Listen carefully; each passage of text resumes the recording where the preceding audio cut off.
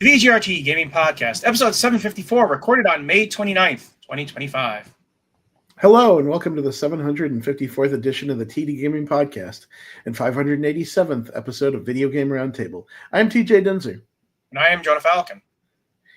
The VGRT Gaming Podcast focuses on game news from around the industry. Yeah, Scott is a little late, so we'll let you know when he re-enters. What is it? Oh, yeah. Blank has entered the chat. Which one did that, actually? Which was the thing that had someone has entered the chat? Remember, but I think it was one of the something like AOL, something like that. I don't know. I don't remember, but I just remember someone has entered the chat. Anyways, we're gonna talk about this one before we talk. The U.S. court has blocked Trump's tariffs, but PC hardware isn't out of the water yet, so we'll see what happens. Just a lot of confusion going on right now.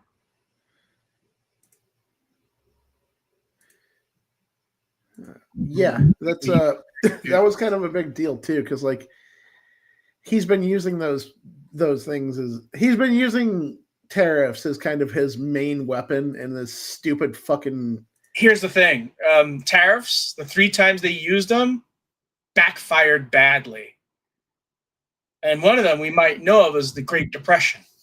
Well, at this point, also he has fully lost a lot of lost a lot of.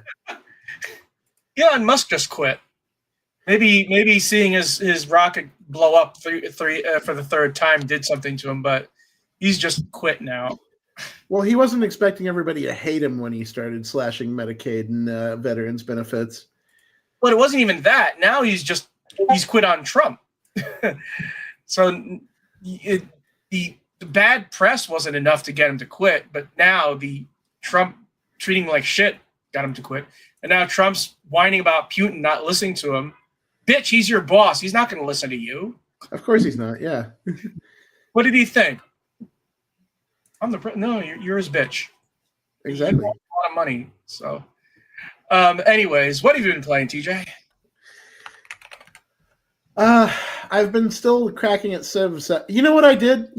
Jonah, actually, after I talked about Civ 7 last week? I re-downloaded Civ 6, and I've been playing a game in Civ 7, and I've been playing a game in Civ 6, and it kind of solidifies a few of the problems that I think I have with Civ 7. I don't like that you have to gather your troops onto a commander, and the commander is the only one that levels up ever, and you have to it works similar to the Army General, but the commanders in Civ 7 are so much more pivotal to the point where if you lose one, it's just you might as well just reload a save or something, because they are that crucial to the entirety of your army. You know, there's another thing that people talk about, and that's the fact that during war, other countries will just trade you their towns like they're nothing. It's try and get a civilization to give up one of their towns in Civ 6. I had the opposite effect where I got into a big war with Xerxes, and I was taking cities from him, and he kept trying to make deals with me to end the war and give him back the city I just took. It was ha, no. It's I don't know. I also I kind of miss the districts. I miss the districts that had you built the amphitheater district or the industrial district, and then you had buildings within that district, and that district could benefit from other districts being nearby. I don't know. I like that a little bit better than just sprawling nothingness as far as what the city building is in this one, where everything goes into the main city and you just improve the tiles instead. I don't know. User engagement of Civ 7 has plummeted big time since launch. Here's the thing. It's a very pretty game, and it's very I don't know. There's something missing. The problem is that the more you play, the more games are all the same. And I think that's one of the reasons why they're disengaging, is because the games are like, they don't change. They never change, no matter who you have in the, you know. So anyways, have you played anything else other than, I know that that there was a new character announced for Tekken. Armor King, which is pretty cool. Everybody was really mad about the previous guy because there's fuck him Ram. That's how I think you say his name, but he came in at the end of Tekken 7, and he's a Muay Thai kickboxer, and that guy was just a problem on day one all the way into the end of the game. And it was like, when they announced Armor King, it kind of made people a lot. It was kind of like everybody was like, we forgive you. Thank you for announcing Armor King. We're back on track to liking this now. There's been like a lot of back and forth on Tekken 8 because they made some changes to offense in the game and power and like armor moves that are like, they make the big bodies like Jack 8 and Kuma and some of the other big hard-hitting characters a little too hard-hitting. And so there's been a lot of back and forth over whether the state of the game and what people think of it. It's interesting, but it feels like they're kind of getting back on track to like making things work again. Okay. I haven't been really playing anything new, but I do know Metaphor or Fantasio just dropped on Game Pass. So obviously I'm going to continue the character. I'm kind of actually on the fence.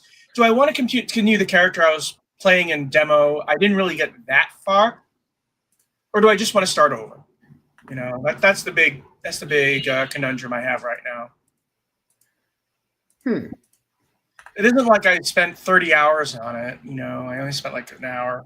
So, and I know the game's hella long.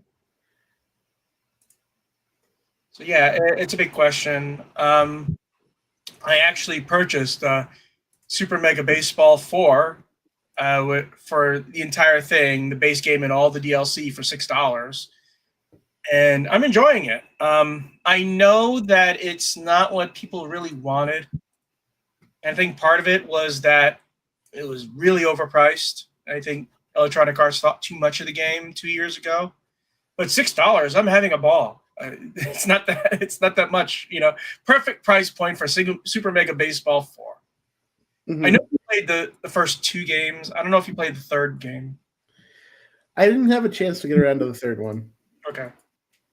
Yeah, the third was kind of disappointing because it added all these league aspects, but it wasn't really all that filled out. And then 4 feels better. It feels better than 3. So if you happen to see it for $5 for everything with DLC included, you might as well grab it. Fair enough. I'm a Moonstar as always. I always like having the Ultra. That's the one with the elite starting staff, and I like the logo. So, but that's always been my team. The players are all the same. So, but now I've actually started signing and releasing people. Like I released an old guy and got an infielder who really can't hit, but is an amazing defense. So I have him as my backup, so that when I do pinch hit for one of my infielders, I have someone who can just suck up the baseballs like nothing else. Nice. So yeah, I'm slowly growing my ego. It's now at 55. I'm still getting used to the way this game does stuff. Fortunately, it doesn't always pop up ground out. I haven't reached that point, at least. I still hate the way it does power. I really just have me press X and that's it. You don't have to have me, hold it and then release. I don't like that. It doesn't work with Super Mega Baseball. It may work with MLB The Show, but it doesn't work here. And also, I did not buy, this year's MLB The Show. It's not on Game Pass. And I don't think it's anything different. So, right now, this will be what I play for baseball. And it's not that big of a thing. I mean, they do have real life Hall of Famers if you want to go that route. I don't. I don't need the Super Mega Baseball version of Kirby Puckett, for instance. I don't.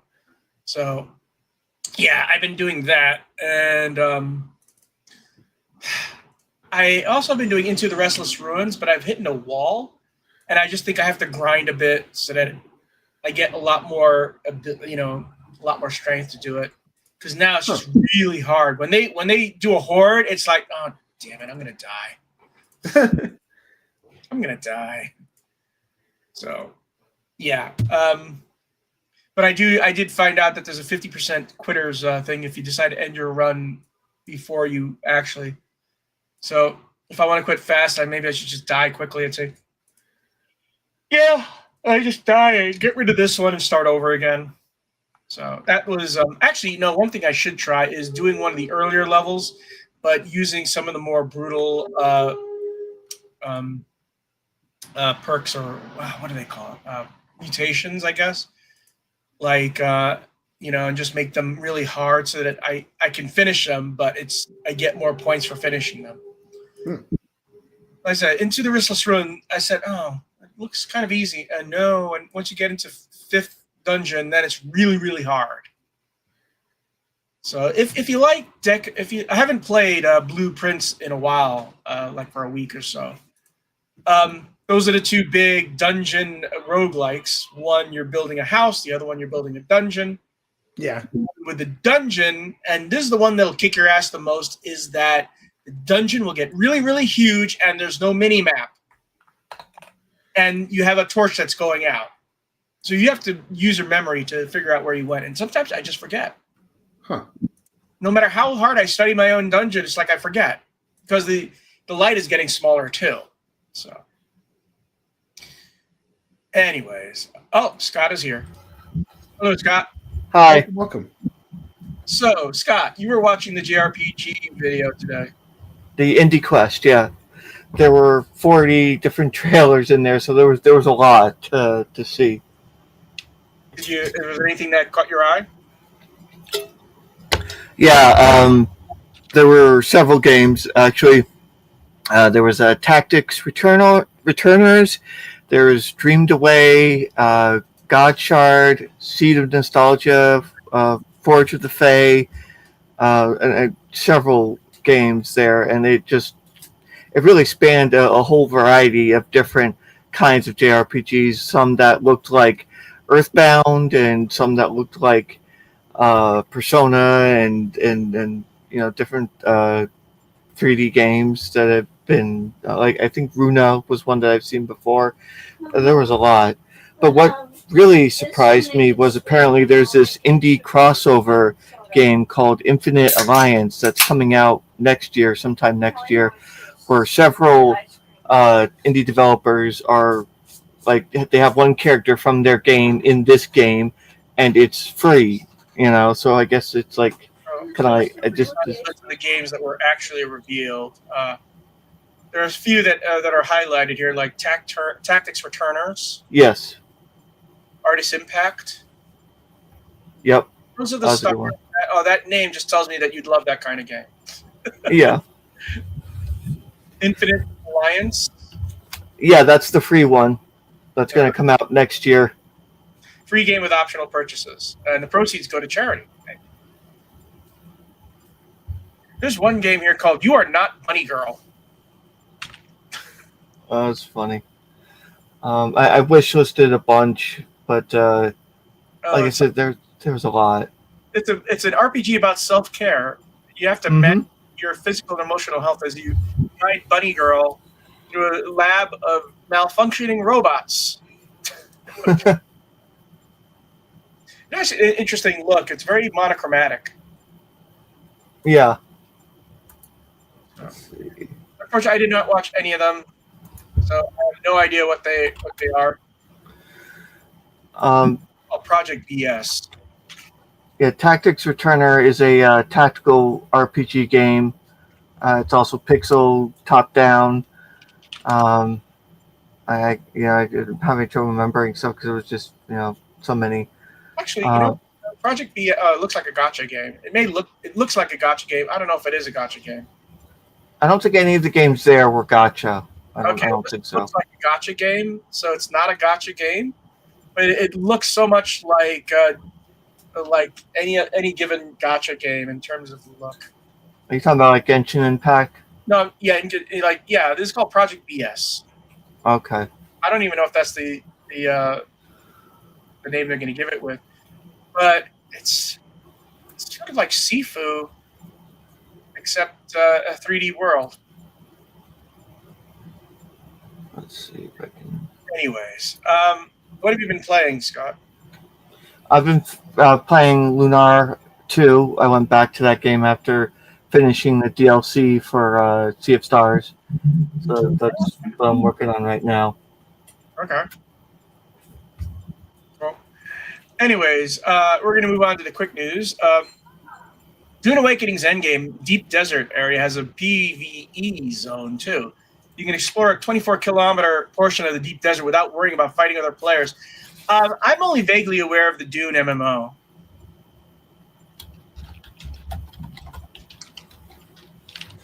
How about you guys? Have you checked out it at all?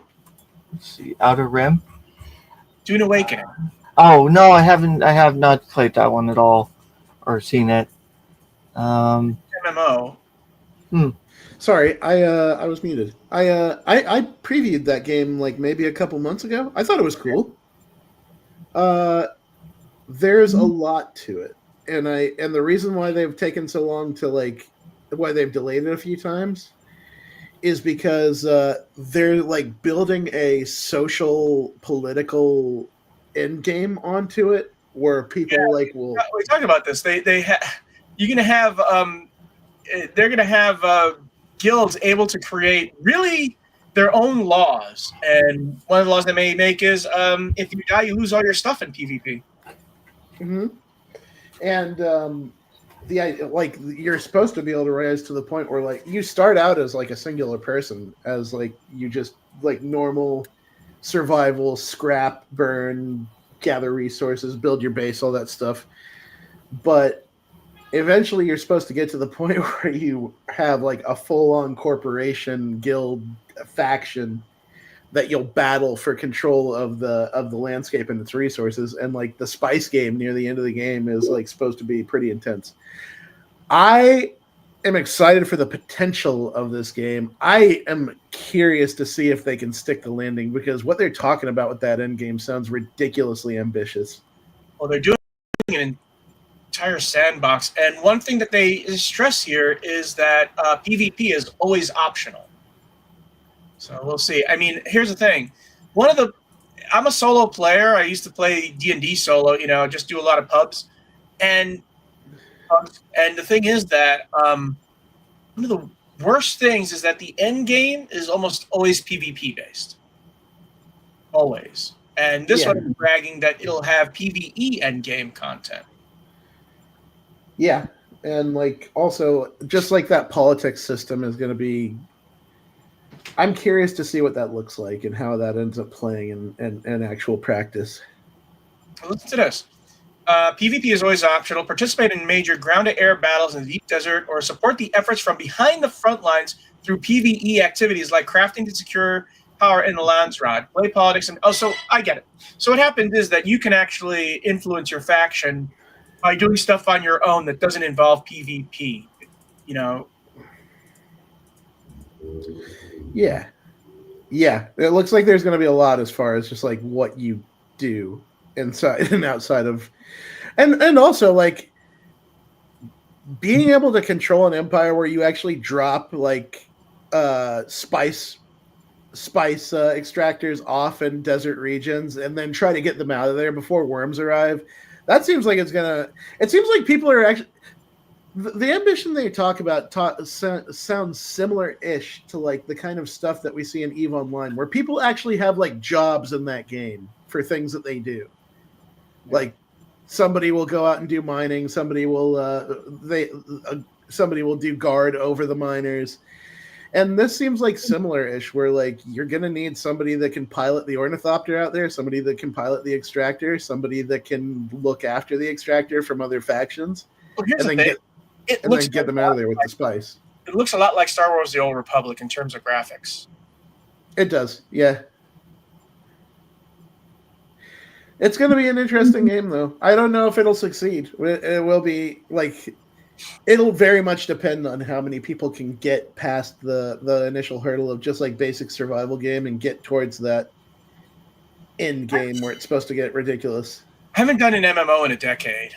The last one was 2015. I think it was Richard Garriott's Tabula Rasa, I think it was. So I may give this one a chance. Oh wait, I did play Star Wars: The Old Republic though. But I might give this one a chance. I mean, if they're going to cater to us solo players who who don't like to, to be tied down to any one group, Pardon. I just want to be part of House Atreides and just, and just do my thing. Yeah, and so far they've confirmed that Atreides is going to be a faction. Harkonnen is obviously going to be a faction. The Emperor has to be. I wonder. Ooh, I know. If the Bene Gesserit are an available faction, I'll do them. I do know that you can play as that's a class that you can play as a Bene Gesserit where they have mental abilities. Okay. Because in the Dune board game, the Bene Gesserit were their own faction, and they had their own special win condition. But yeah. Oh, maybe I can be a guild navigator. Mm-hmm.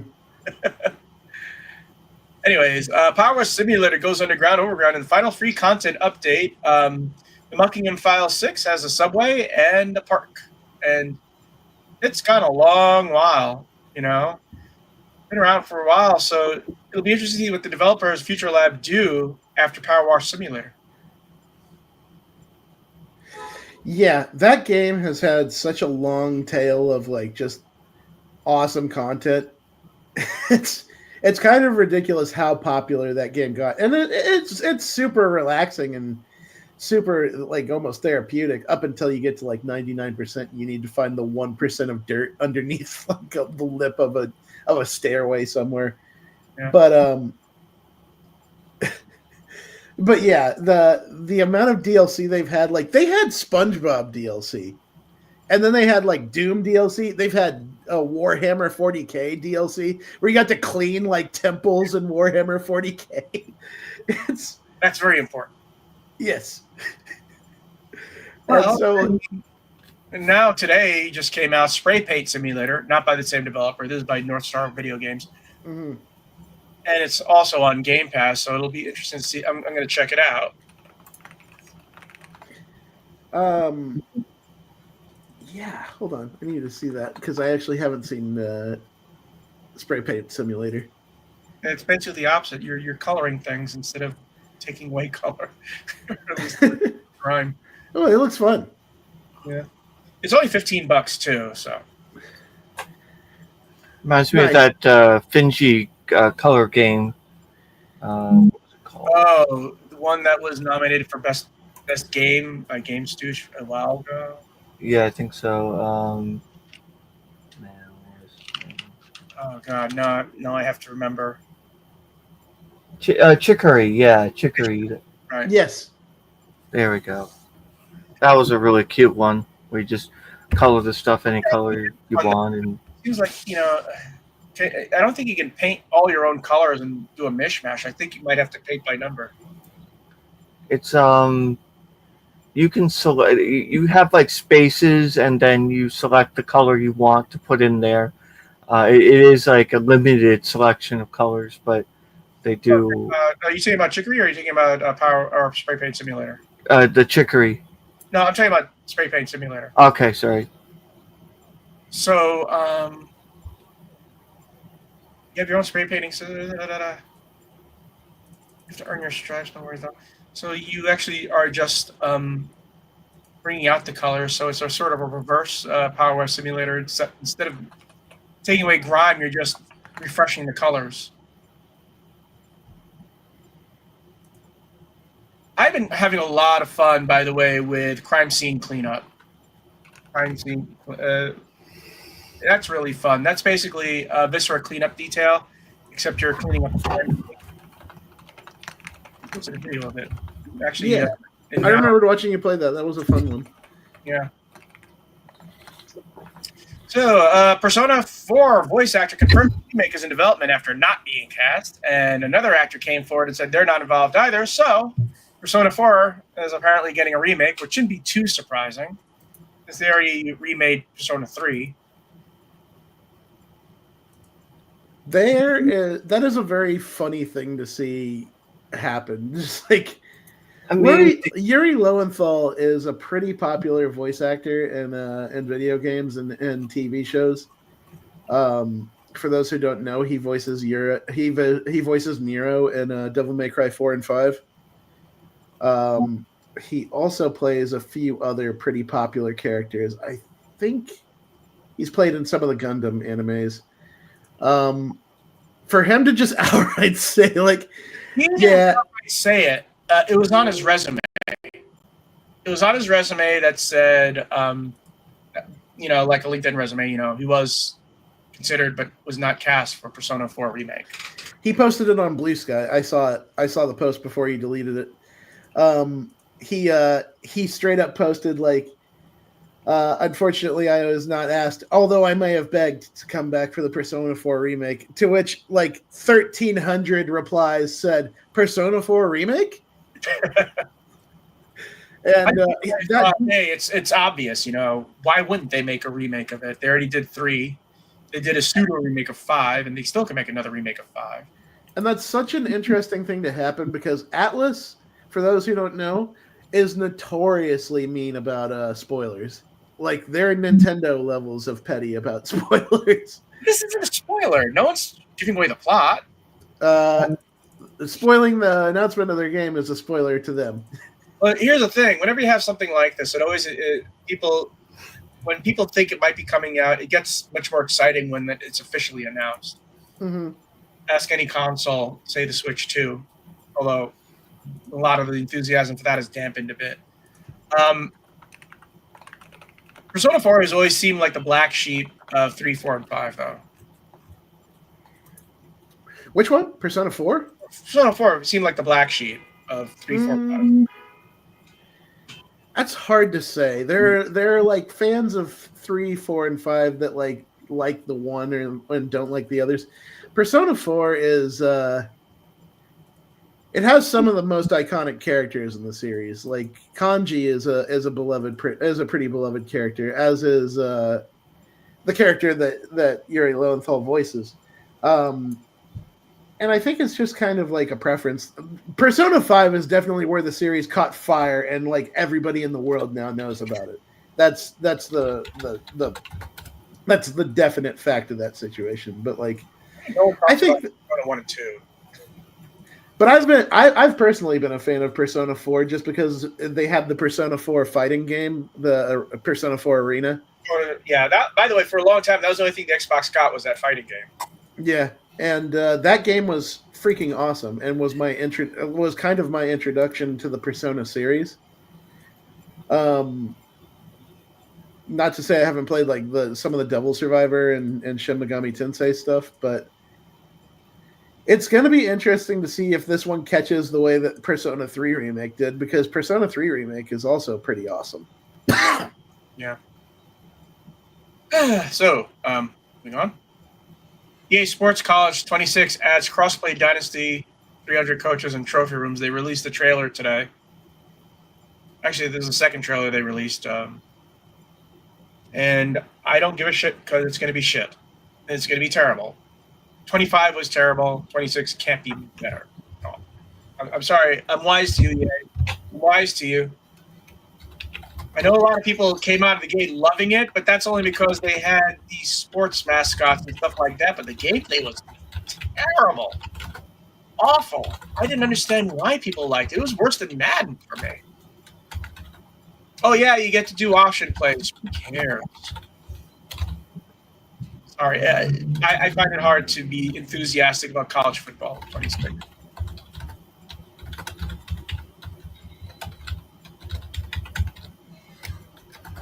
On that hand, Star Wars Battlefront 2 breaks its concurrent player record count on Steam. After 8 years after its initial release, Battlefront 2 is having a resurgence, and I don't know why. It's not like they released any new DLC for it. Sometimes games just catch on again. DJ, can you hear me? You're muted again. Apologies. Like with all this. Well, anyways, we're talking about Star Wars Battlefront, right? Yeah, Battlefront 2 has all of a sudden gotten big again. That's semi sort of surprising because the game wasn't very fun when it first came out, in my opinion. It was like very, very flashy, but not very deep. And so I played it for like probably about a month, and then I was like, I'm bored. Time to move on. I know that it got tons of content in like the years after the fact and became like a really, really good game according to what other folks say. But like, I think it was the Andor stuff recently coming out and like the recent Fortnite stuff that put the spotlight on Star Wars that got people looking at Battlefront 2 again. Because if it got better, it was never like terrible. It was just kind of didn't have enough going on when it first launched. So 8 years later, with all the content that it has now, I can see why people would jump back in and check that out again. Oh, there might be another reason. And it could be a message being sent by fans. One of the Andor actors, Mohammed Ben Amour, who plays Wilman Pak, said, Star Wars got to get us a Battlefront 3 ASAP. So, and then he showed a screenshot of his playtime in Battlefront 2, revealing he played 469 hours in the game, and said he's been a veteran since day one. So that might have spurred people, A, to play it because a famous actor said he plays it. But also, it's sort of like telling EA, hey, look, we're all playing Battlefront 2. Give us a Battlefront 3.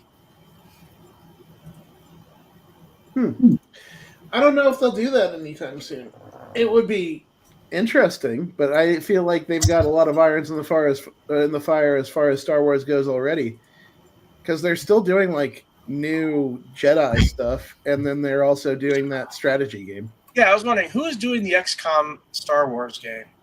The group is called Bit Reactor, and it's like formed from... Right. I know that. Yeah.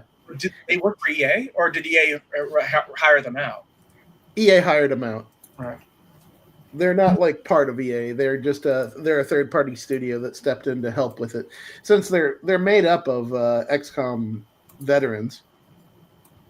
That doesn't always say a lot because Phoenix Point was made by an XCOM veteran, the very first XCOM veteran, and that game was not very good. Yeah, agreed. But I mean, like, it's a studio that kind of was around Jake Solomon for the first and second game that just broke off eventually.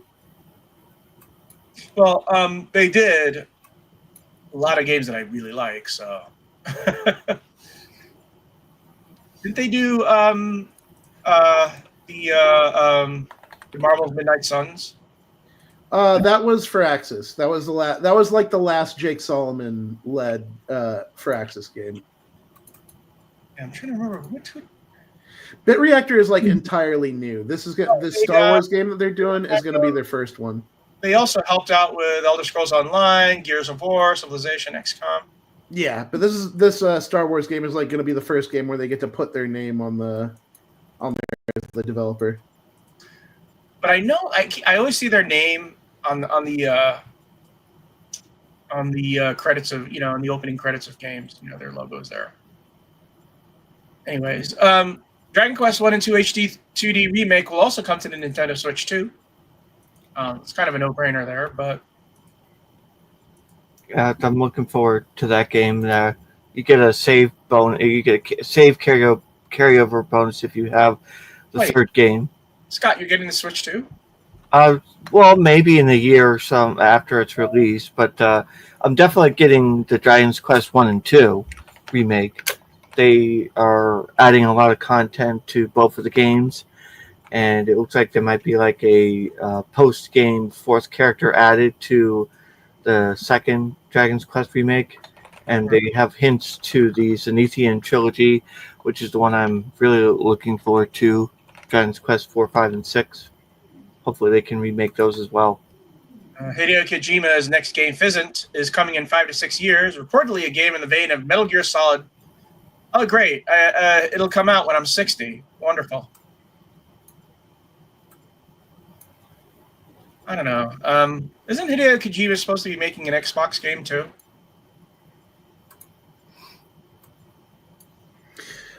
He is. He's making something. I think it's. It has something to do with addiction. That's the only thing I remember about the name. And he also says that he once he's done with Fizzit, he hopes to make a major motion picture. Good luck, buddy. You and David Cage think you're writers. I'm going to hit your You're not a writer, Hideo. You're actually a very bad writer. The only reason why you get away with it is because it's fun to play your games. I mean, he did predict a lot of the current society's issues with Metal Gear Solid 2. It wasn't. He's weirdly good and prophetic in certain circumstances. It wasn't really that much of a stretch of a prophecy, though. The whole idea that social media would just become so powerful that lies are more important than truth if they're popular. That's kind of that's been done. Weird. I saw that on Babylon 5. But like he nailed it down in Metal Gear Solid 2 in a very, very strangely. Mark Twain predicted YouTube and YouTube comments and how social media would affect people in A Connecticut Yankee and King Arthur's Court. It's not that it hadn't been done; it's the way in which he did it that's eerily similar to our reality. Well, so is Mark Twain's prediction of YouTube. Are you saying that Hideo Kojima is as good as Mark Twain? I'm saying social media was around when Hideo Kojima did that shit. No, I don't think it was at the time. You never been to news groups or AOL chat rooms? AOL might have been. We definitely had forums, and we definitely had. I thought we had MySpace. This was 2001, so the internet was very, very young. Well, that was pre-YouTube. Yeah. So that's kind of the thing of it is that he like talked the stuff he talked about at the end of that game that was like the preeminent like reveal of that game was eerily on the nose when it came to like how things actually developed in social media and online discourse. Futurama did it before him. He also kind of predicted AI becoming a serious problem. Oh, well, now you know that's been a topic for a long time. Sure. A long time. Even human duplicators in the 50s. Oh, I know. Like, I mean, Harlan Ellison's "I Have No Mouth and I Must Scream" is still one of my favorites when it comes to that. But like, I'm not here to say that Hideo Kojima is the best. Hey, Hal 9000 wants a word with you there, TJ. What's that? Hal 9000 wants a word with you, TJ. Anyways, we're going to move on to game news, and here's something we should have been talking about the last 2 weeks, but we didn't. So we're gonna go right into it right now. Marathon isn't canceled, and this comes to us from Forbes. Marathon cannot stop being thrown into a fresh drama every few days since its controversial closed alpha led to a string of reports about things going poorly internally, capped off by a revelation that an artist had plagiarized art currently still in the game. Oh, wait, I'm going to stop right there. Bungie's been doing that apparently for years before Marathon. This is nothing new. They've been ripping off artists for a very long time, and now it's sort of blown up. Now we have a worrying report from Colin Moriarty on Sacred Symbols, where he says that all paid marketing for Marathon this quarter has been canceled by Sony, which is not true. According to Forbes, in other words, this writer who knows Bungie, the entire marketing plan was thrown out and had to restart from scratch. And plans like a new trailer, launching pre-orders, and a big public beta a month before launch were not happening. All paid marketing hasn't been erased, however. While there are similarities to Concord, the difference here is that Bungie is not just the storage shooter studio, but one that Sony paid $3.6 billion for.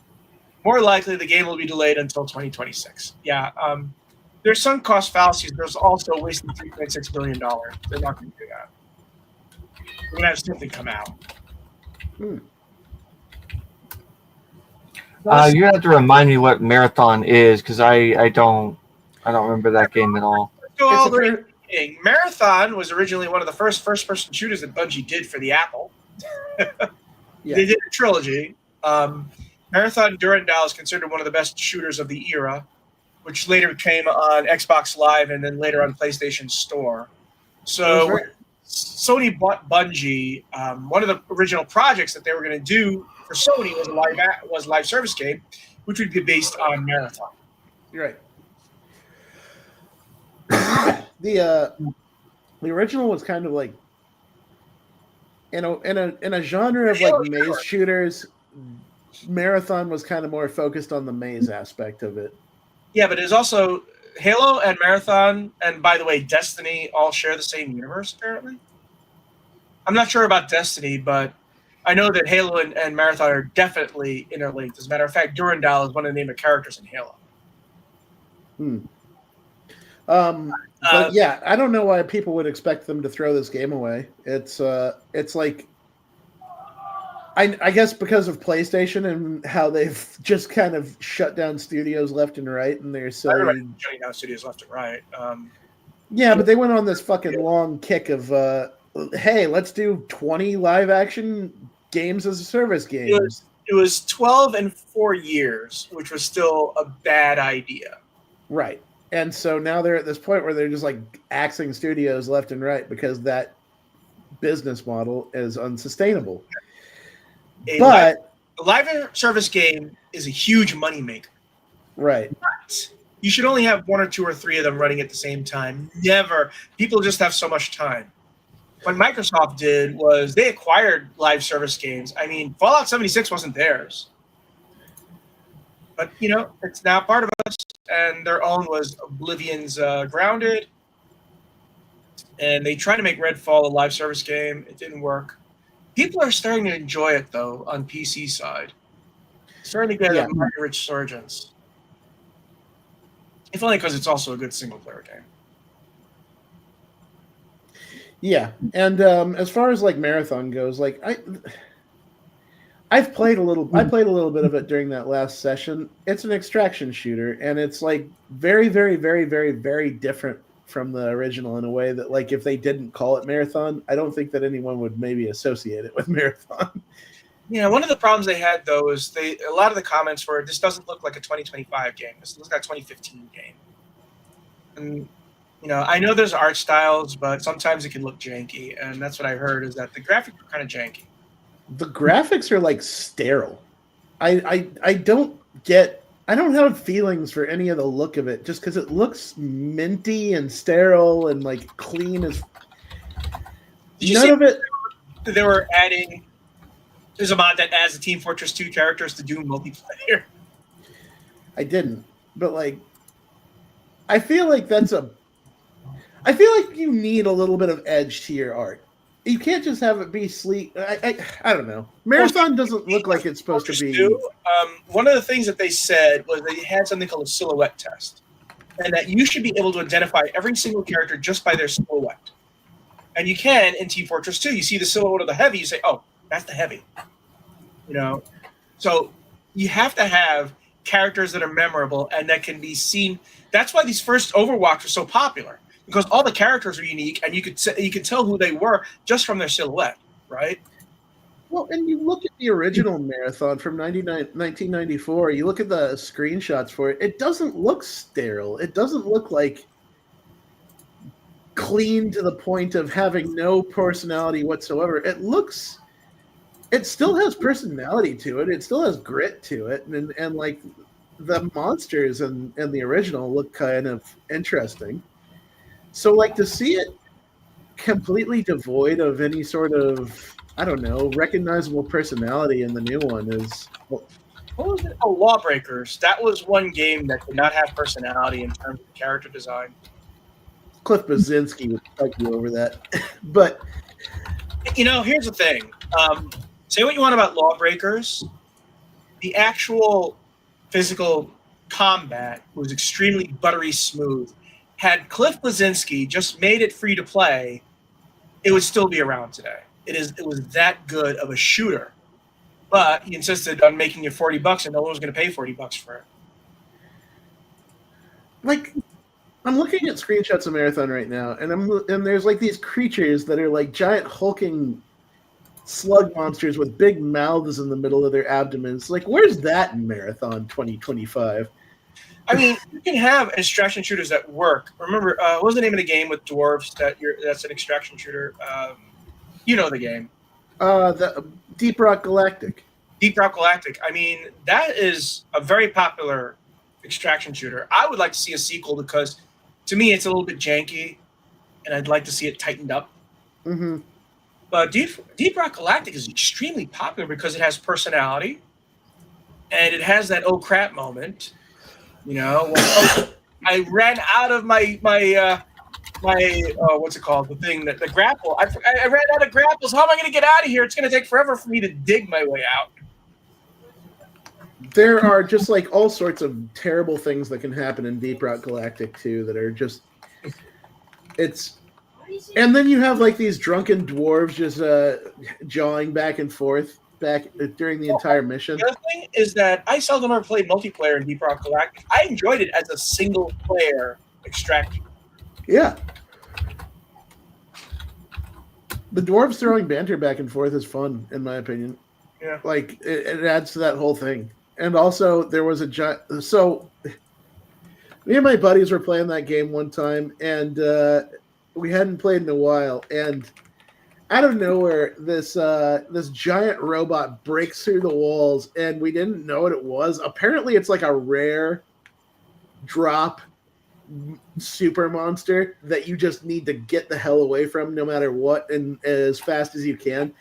And the creepiest part about it is that it like mimics dwarf voices to try to trick you into approaching it. And everything about that thing is cooler than everything going on in Marathon as far as what I've seen so far. I remember Ashron's Call had random events like that. It would just pop out of nowhere. Anybody remember Ashron's Call? Microsoft's first MMO. But anyways. I do remember Ashron's Call. But the problem is that you're right. The game doesn't have any personality. And here's the problem with Halo is that even at their best, the characters are kind of flat. I mean, what does it say when Nathan Fillion is the only one that has any sort of personality? Yeah. And then again, he was the only one who had any sort of personality in Destiny, so. And then Destiny became all about his character for some reason. Anyways, yeah. So Marathon isn't going anywhere. I would like to see it succeed not because it's Bungie, but because, I mean, a good extraction shooter can be fun. Gears of War 4 tried it, 5? One of them did it. Anyways, we're going to move on to the next item. Go ahead, TJ. Okay. Claire Obscure's runaway success was helped by staying smaller scale from PC Gamer. Claire Obscure Expedition 33 is a tight 30-hour RPG from a relatively small team that since release has sold over 3.3 million copies. In short, it's been a resounding success. Singular and distinct, it looks and feels like nothing else around. Let's stop there, but that's 3.3 million copies, and that's not counting all the PC and Xbox Game Pass downloads. So when you say 3.3 million copies, it actually probably did like 4 million, just that 700,000 or how many people played it did not pay for it. Yeah, I don't know. Either way, like they said 3.3 million copies sold, so that probably doesn't include any of that. That's what I mean. So yeah. maybe, I mean, it's a very successful game, I think, because a lot of people have talked about it and raved about it. Here's the thing. A lot of the reason why it sold 3.3 million copies is because it's on Game Pass, and Microsoft showed it off at their thing last year at their, and people were saying, "Oh, okay." And then they saw the comments and said, "Wait a minute, this is turn-based Final Fantasy? Okay, I'm in." It's not exactly turn-based; it's close enough. Yeah, I do remember that being said. Was it like people said it was like Persona 5 combat or Other Lost Odyssey Combat. Anyways, continue on, TJ. It's a game that's particularly interesting when compared to probably the most well-known turn-based RPG series in the world. As much as people have loved the Final Fantasy games, it's not hard to see how unwieldy they've become. Both Final Fantasy VII Rebirth and Final Fantasy XVI failed to meet the mark according to Square Enix's own financial reports. In contrast, Clair Obscur operates in a different development space, smaller scale, with a much smaller budget. Quote, we have to remember here there was a time when AAA companies were making games like Vanquish and Mirror's Edge and Kane and Lynch, and all of these really cool, interesting, not small games, but smaller scale games. Who says this? Probably the director.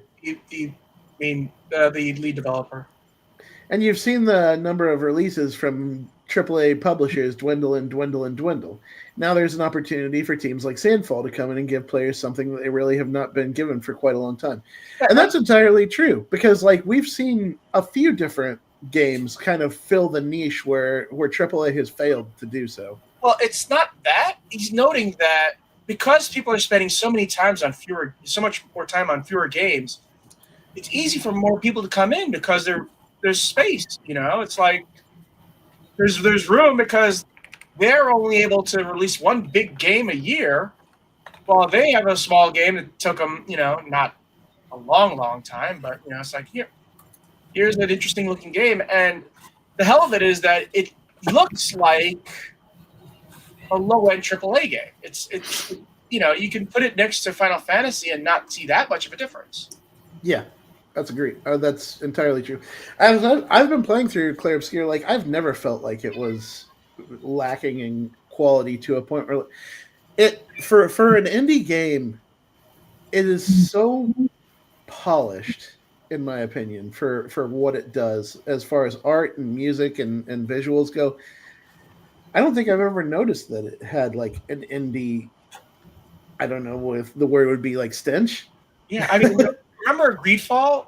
It was the same way. It was sort of like a Mass Effect game, except taking place not in the future. And it was really, really polished, and that's why I'm looking forward to whatever they're coming out with Greedfall 2. And I love the fact he's calling out Kane and Lynch as games that was really cool. A lot of people did not like Kane and Lynch and Kane and Lynch 2, and I know the reason. Those stories are so friggin' depressing. Especially Lynch, who massacres all of the hostages because he goes on a psychotic break, and he wakes up and he finds out that he killed all the hostages, and he doesn't know why. It's so depressing. And Kane, his daughter hates him, or she's dead. Clair Obscur does have that thing in common with classic good not Square RPGs where occasionally something that would just come out that was just we didn't know who it came from, we didn't know the name of them, but it was so good. It was better than it had any business being. Legend of Dragoon is that kind of game, and I've mentioned it before, but Shadow Hearts is also a series that isn't hugely. It isn't a SquareSoft RPG, but it is a fun one.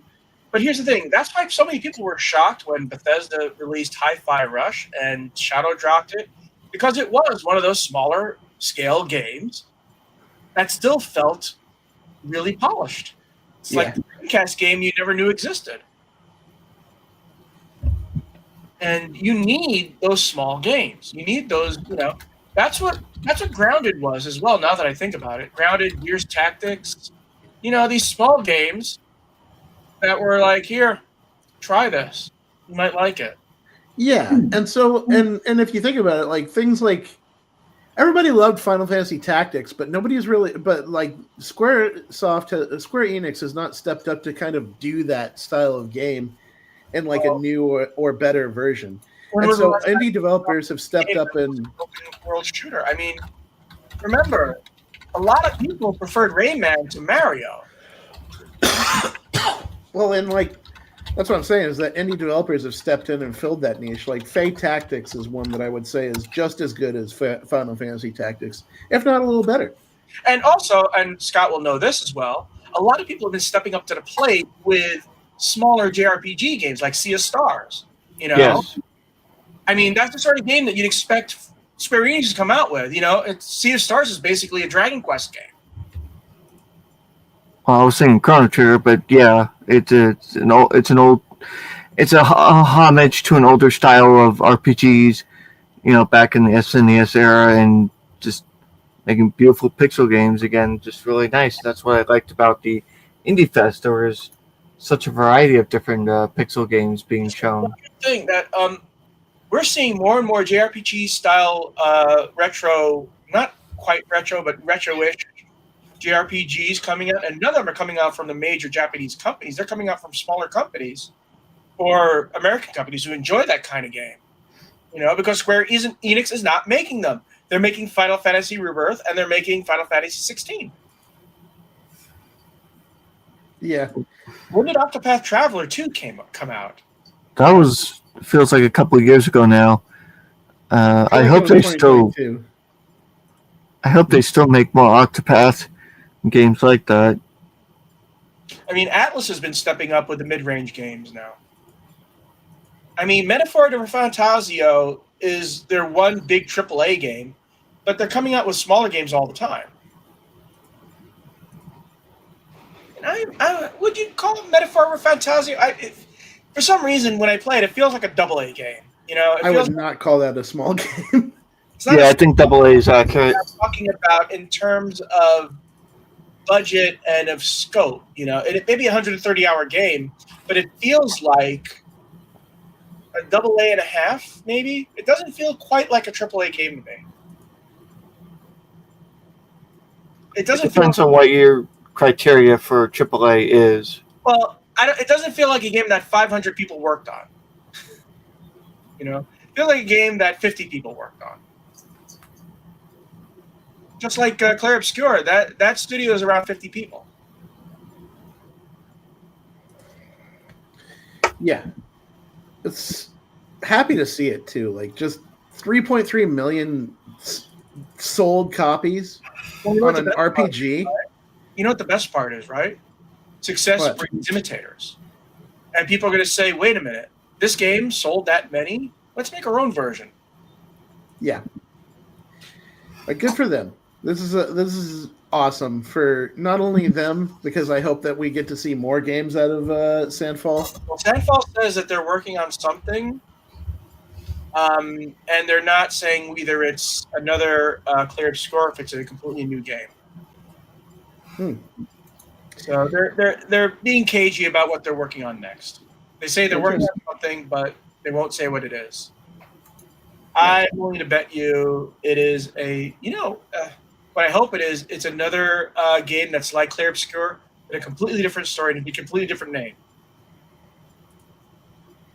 You know, you don't need one IP. Just have a bunch of games. You know. Mm-hmm. Anyways, we move on to the next item. Go ahead, Scott. Okay. Electronic Arts cancels Black Panther game and Cliffhanger games from PC Gamer. Electronic Arts, which has confirmed a IGN report that the Black Panther game announced in 2023 has been canceled.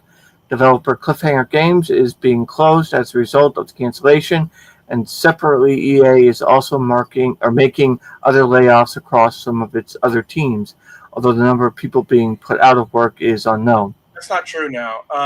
They've said it's 500 people, which is interesting because they had it's sort of like lessening from the number of they added 800 people at this time last year. So they're subtracting 500. So there's 300 people who were hired last year that are still there. So moving on. The cancellation of Black Panther game was relayed to employees in an email sent by EA Entertainment and Technology President Laura Mealy. According to the report, Mealy said in the email that the decision to halt the project and shutter the studio was necessary to sharpen our focus and put our creative energy behind the most significant growth opportunities. I hate crap like that. You know, it's like, well, what? I'm going to comment on that, but continue. All right. That means Battlefield, The Sims, Skate, and Apex Legends, Melee said, although EA will also continue to work on Iron Man game announced in 2022, and the new Star Wars Jedi game in development, and the next Mass Effect game. So here's something. Not all games that start development actually make it. Sometimes they're canceled. And I remember Sid Meier talking about this. He would get these ideas, and he would start working on them, and then a little bit of way through, he says, "This isn't working." Remember, he had a dinosaurs game, and one of the things I would have loved to see was a 4X game about dinosaurs, but he didn't think it was going to work, so he said, I'm not going to work. It could very be that the Black Panther game was not working, for whatever reason. Yeah. That's possible. I mean, Hard to say, though. It doesn't feel like. It feels like the time has passed where that would have hit the best, because we haven't had a new Black Panther movie in a few years now. We haven't had an Iron Man movie in a few years either. And I'm not saying that discounts the validity of a new Black Panther game, but it feels like there was a time to strike when the iron was hot, and they didn't do it. So that's their own fault. I think the Wonder Woman game, I would have been more interested in. I don't know. Because it's Monolith, and they were going to use the Nemesis engine with it. Well, yeah, but I feel the same about the Wonder Woman game, where they had a window to hit that while things were fresh and everything was working, and they just took too long.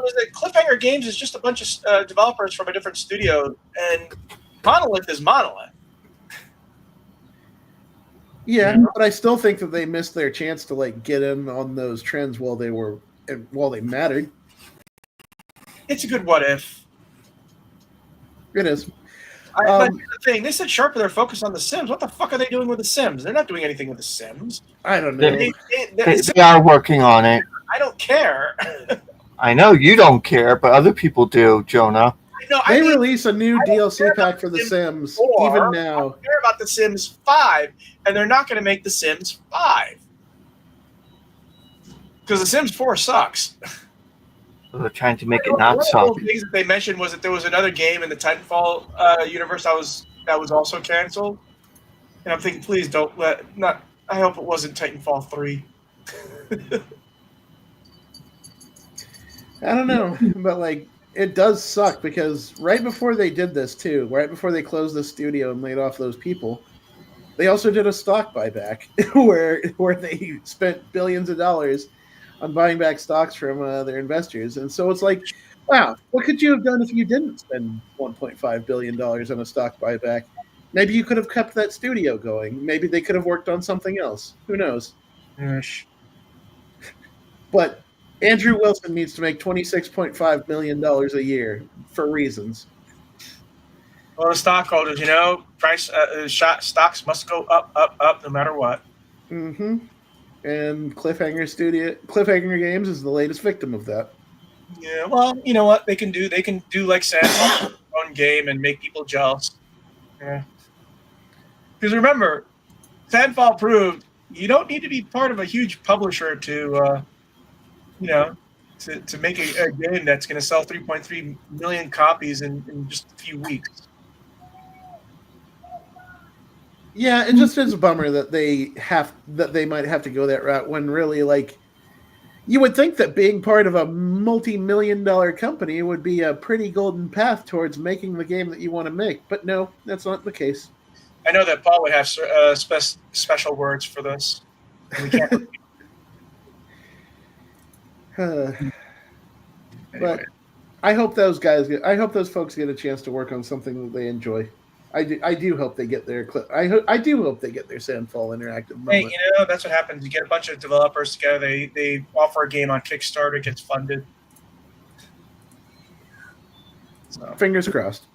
Hey, Scott, here's a question for you. Are you backing any other game on Kickstarter? I think the last one was Seed of Nostalgia. Sea of Nostalgia, not Sea of Stars? Or Sea of Nostalgia, the sequel? Well, no, that's separate, totally separate. Sabotage is going on to Game 3, and Sea of Stars was man, like 3 or 4 years ago now. Yeah. So that was a while ago. And it's still on Game Pass. Yeah. But after that was Forge of the Fae. Announced for the Switch too? What? Or was it just on the Switch? I know it had a Switch release somewhere. Yeah. Sea of Stars is on all platforms. Okay. By the way, speaking of it, there's the Wholesome Games thing coming out, and one game that everybody's looking forward to in June is Date Everything. Have you heard of this game? No. So it's a dating sim in which you can date anything in your house, any appliances, any objects, anything. There's hundreds of objects that you can date. And what happens is when you encounter the object, it turns into a human version of that object. So like when you want to date your grand piano, it turns into this woman with a black dress and a belt that looked like piano keys and all that stuff. Look it up. Date Everything. It's the wildest thing. You thought Hatoful Boyfriend was strange. Check out Date Everything. So, next item. Cyberpunk 2077 sequel gets a new name as pre-production phase now officially underway. This comes from Eurogamer. CD Projekt's Cyberpunk 2027 sequel has finally shed its Project Orion codename and will henceforth be known as Cyberpunk 2. That's as the studio provides its latest development update, confirming it's now entered the pre-production phase. A Cyberpunk 2077 sequel was formally announced back in 2022. This doesn't, however, mean the name will permanently stick. CD Projekt told The Verge that Cyberpunk 2 means it's another game in the Cyberpunk universe.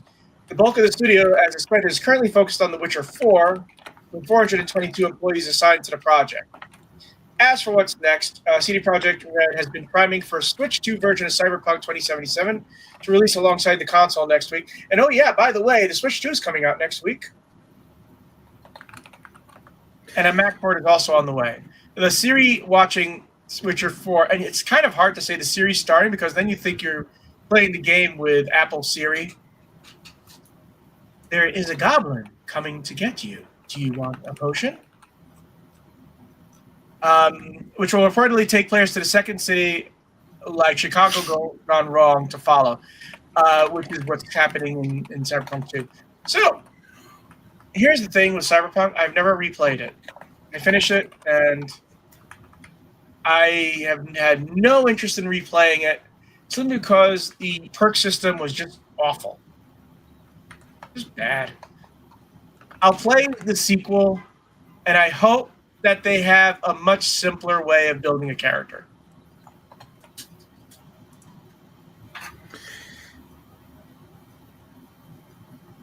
And no, I did not play Project Liberty.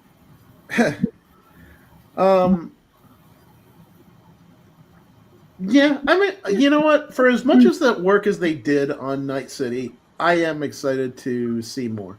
I like the world that they built. That's probably, you said it too. Like the Night City was the best character in Cyberpunk 2077. I am excited to see more of their world building in the Cyberpunk universe because that is easily the funnest part of those games is just exploring the city.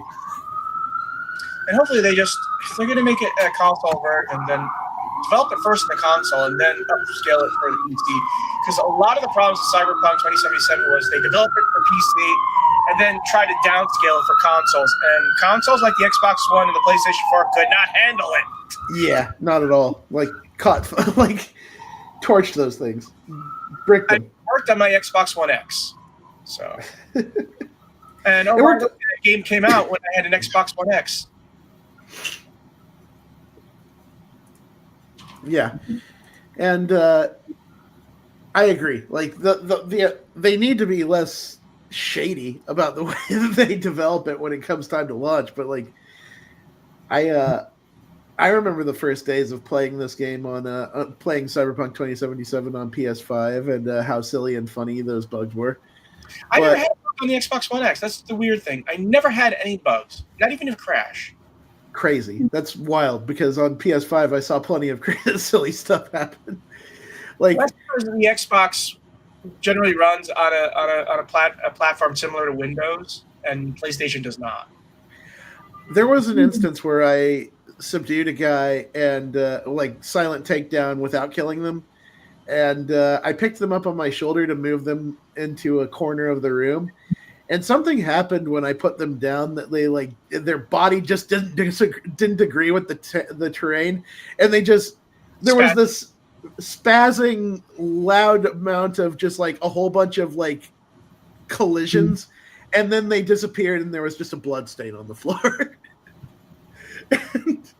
I don't know. I kind of like the early days of a CD Projekt game because of things like that happened, but like I don't know. It was also ridiculous how much of that stuff happened at the time. Remember, Red Dead Redemption had the mule lady.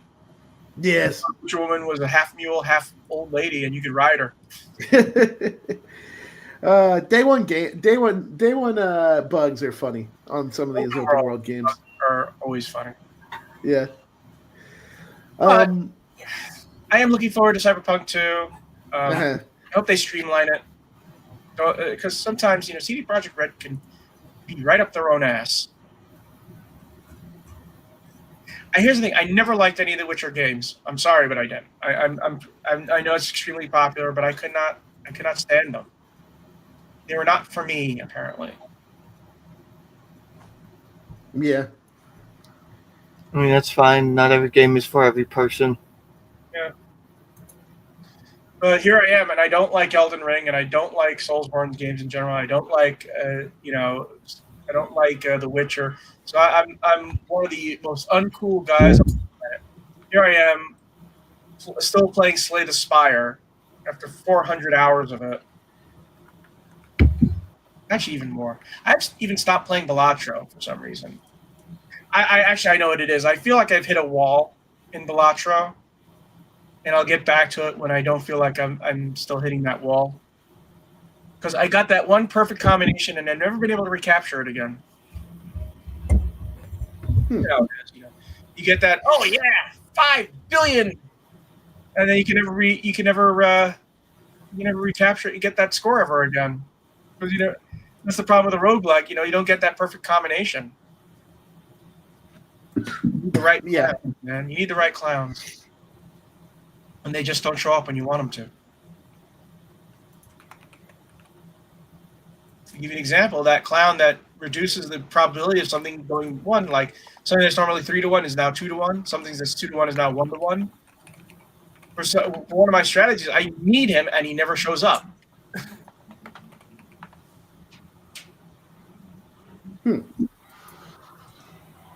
So, anyways, look for our show notes at gamingpodcast.net, along with industry news and our gaming history articles. We enjoy your feedback, so comment at gamingpodcast.net. Also, hit us up at facebook.com/gamingpodcast. Subscribe to us on iTunes. Leave us on iTunes comments. You can find me on Twitter Blue Sky at Jonah. You can find me at Johnny Chugs. You can find me at Chart the Sage. And we will see you next week. And you know what? I'm going to go to YouTube and watch that JRPG. At least I can see a lot of what those games were, because I just got back in. I was going to watch it, but I didn't have time to watch it. There's a shit ton of things coming up in the next 2 weeks. We have the PC Gaming Show. We have the Wholesome Games. We have Microsoft. We have it hasn't been announced yet, but there is going to be a state of play. Nintendo hasn't confirmed anything, but then again, they have the Switch coming out on the 6th. They're probably going to have a Direct as well. There's a lot of stuff coming, and we're going to have to talk about all of it. Yeah, the summer's heating up with some good stuff. Anyways, we will see you next week. Happy gaming, everyone. Have fun, be cool, play games, y'all.